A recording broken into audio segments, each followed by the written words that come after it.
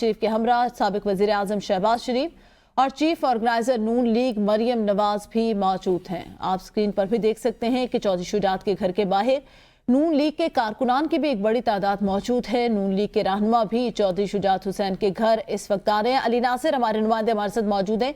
जी अली नासिर, बताएगा, मुलाकात हो रही है चौधरी शुजात और नवाज शरीफ की, क्या क्या बातें होंगी?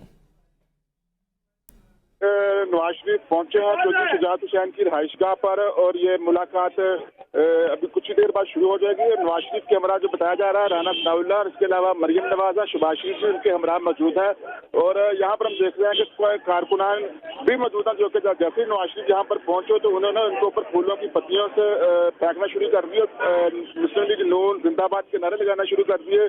अब नवाज शरीफ यहाँ पर पहुंचे हैं और ये 15 से 16 साल बाद नवाज शरीफ चौधरी शुजात हुसैन की रिहाइशगाह पर पहुंचे हैं और सीट एडजस्टमेंट के हवाले से बातचीत होगी चौधरी शुजात हुसैन के साथ। मैं आपको ये बताता जाऊं कि इससे पहले भी नवाज शरीफ ने मुख्तलिफ पॉलिटिकल पार्टीज के साथ मुलाकातों का सिलसिला शुरू किया हुआ था। इससे पहले वो बलूचिस्तान गए थे, वहां पर भी रहनुमाओं से मुलाकात की और उनका ये कहना था कि वो तमाम पॉलिटिकल पार्टी के रहनुमाओं से मिलेंगे और सीट एडजस्टमेंट के हवाले से बातचीत करेंगे।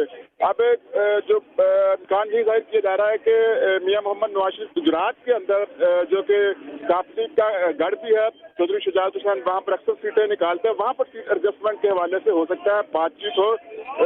मुस्लिम लीग नून की ख्वाहिश है कि 2 से 3 सीटों के ऊपर बातचीत हो, जबकि मुस्लिम लीग काफ जो उनकी है उनका यही मुतालबा है कि ज्यादा सीटों के हवाले से वो एडजस्टमेंट मांगते हैं। बहरहाल अब ये मुलाकात का सिलसिला शुरू हो चुका है। नवाज शरीफ है, शहबाज शरीफ है, इसके अलावा राना सनाउल्लाह, इससे पहले आजम नजीर तारड़ पहुंचे थे चौधरी शुजात हुसैन की रिहाइशगाह पर। अब ये मुलाकात कितनी देर तक जारी रहती है ये तो अब आहिस्ता से सही तरह सामने आना शुरू होंगी, लेकिन सीट एडजस्टमेंट के हवाले से ये बातचीत होगी और मियां नवाज शरीफ चौधरी शुजात हुसैन की रिहाइशगाह पर 15 साल के बाद पहुंचे हैं और ये बातचीत फेस टू फेस उनकी रिहाइशगाह पर होगी।